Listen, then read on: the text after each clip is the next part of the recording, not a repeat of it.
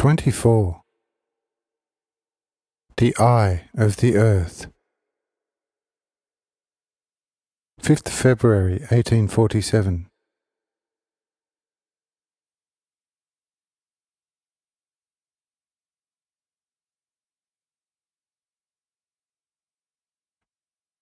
The third air region rests on the second one, as if someone would pour a very pure ethereal oil over pure water, where this oil then does not mix with the water, although lying just on the water surface, not impairing the purity of the water surface, but on the contrary, gives this mirror a doubly beautiful shine. This third region of air is also like an ethereal oil.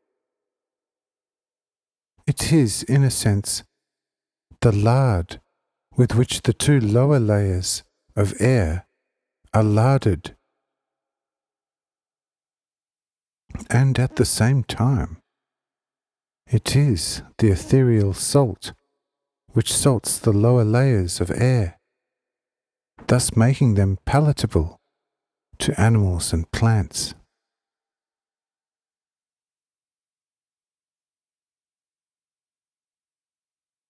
All fragrances come down from this third region of air, where they are brought down by the light and salt, that is, an ethereal salt, to be conducted into the plants themselves by the electricity accumulated near the plants, giving them the ethereal oil, and with it the most manifold fragrances.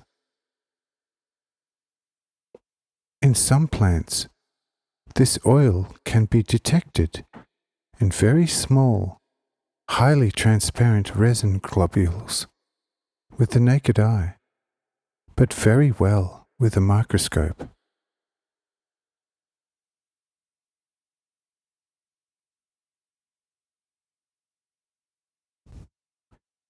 In a nutshell, the smell, the taste, and the manifold beautiful coloration, especially of flowers and fruits, are mainly due to this third region of the air. For the taste, the smell, as well as for the most part the beautiful coloration, are purely ethereal substances, and can therefore only have their origin from where they are closest to the ether, from which all these countless ethereal property substances originate.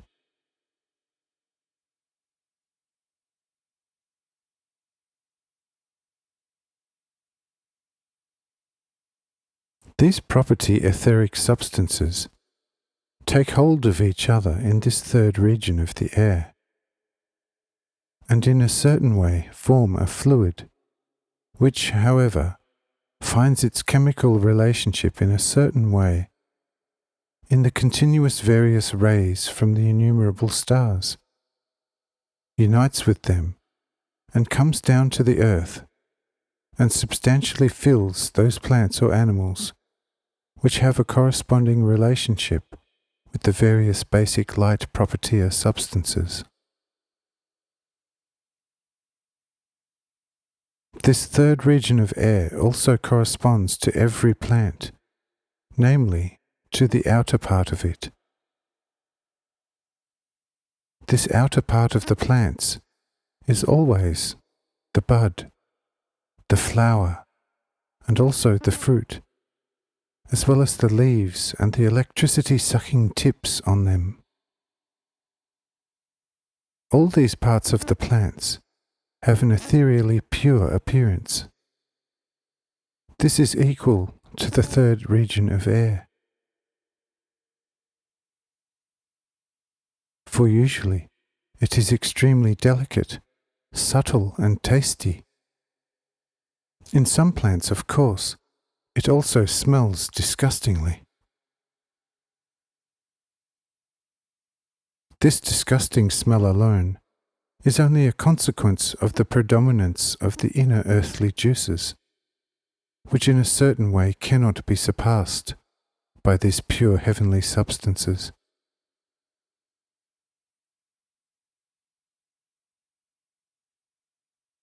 In animals, the substances of this third region of the air are still more conspicuously united.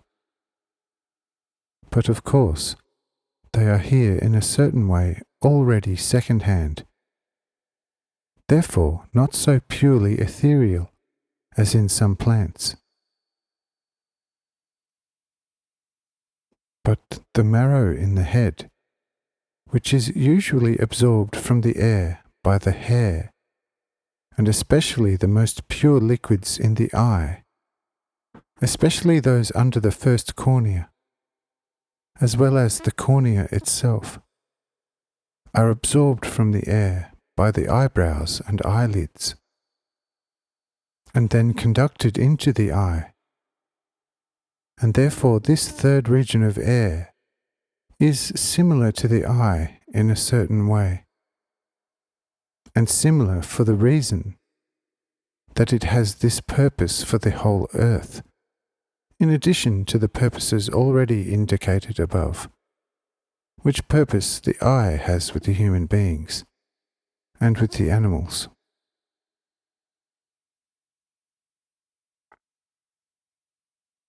This third region of air is therefore also so quite actually the eye of the earth.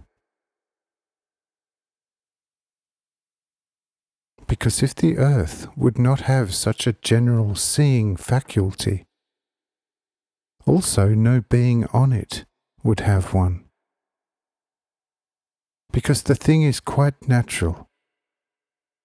What somebody does not have, he cannot give. But if one has it, one can give it. Just as, where there is nothing, emperor and death have lost its right.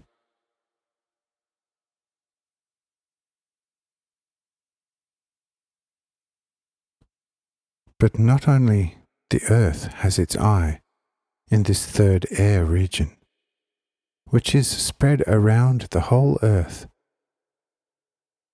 but also every plant has in its parts, corresponding to this third air region, a visual faculty, or in a certain way an eye, through which it receives the light into itself.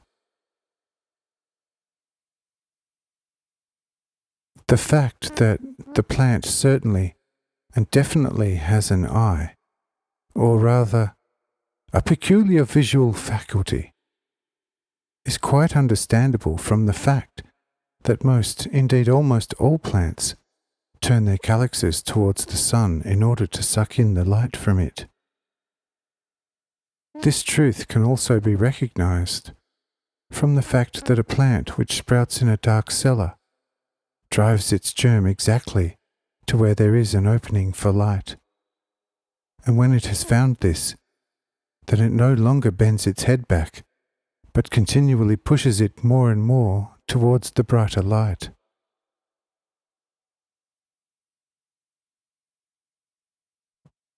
Some might ask, why does the earth need a big general eye after all this? What does it see with it? And can it get an idea of what it sees? Then I say, everything according to its kind.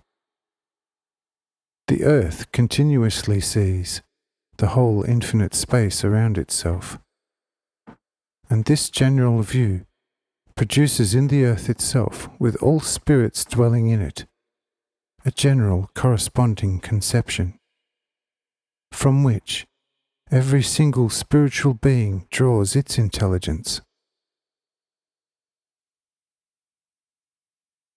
namely, that for the outer world.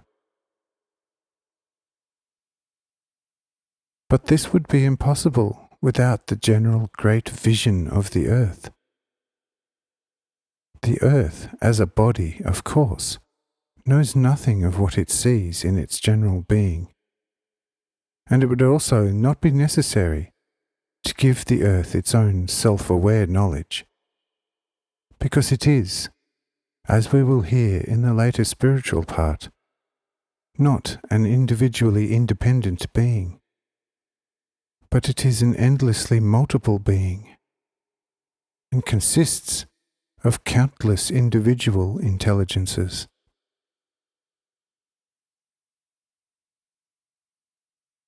But it is these intelligences which need the earth's great general eye. Just as every man and every animal would see nothing with his own eye without this general earth's eye. For it is through this very eye that man sees the sun, the moon, and the stars.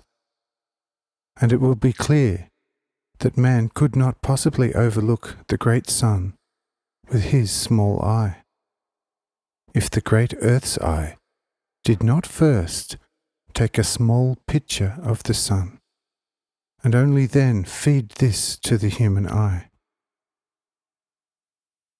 And so nobody sees the sun, or the moon, and the stars, as they are, there in their peculiarity, and in their far distance, but only their images from the surface of the great general earth's eye, whose surface, as already noted once, is even more shining than the purest water surface, and therefore very suitable for the reception of the images of the great surrounding world bodies.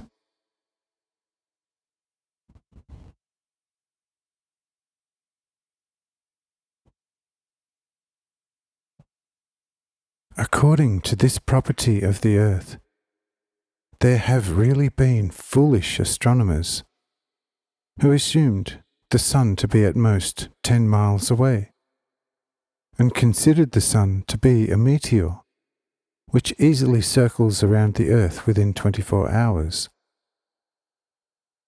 But they were led to this foolish opinion only by the appearance, according to which the image of the sun seen by you really does not stand out much further from the earth. But this picture is not the reality, but is only a small picture of that great sun, which are situated more than 20 million miles from the earth. At the same time, however, this eye also takes up images from the surface of the earth body and leads them further to the other world bodies, just as the other world bodies also lead their surfaces through their general eye to the general eye of this earth.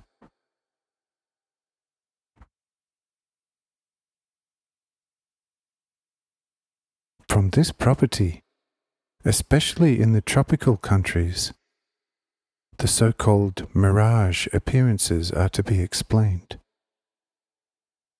And in the tropical countries, because there, this third air region sometimes even lowers itself to under some not even very great mountain heights. Also, the balsamic scents, which are not rare in tropical countries, especially on mountains, are because of this third region of air, which sometimes descends so low. For there you would not be able to exist because of the fragrance.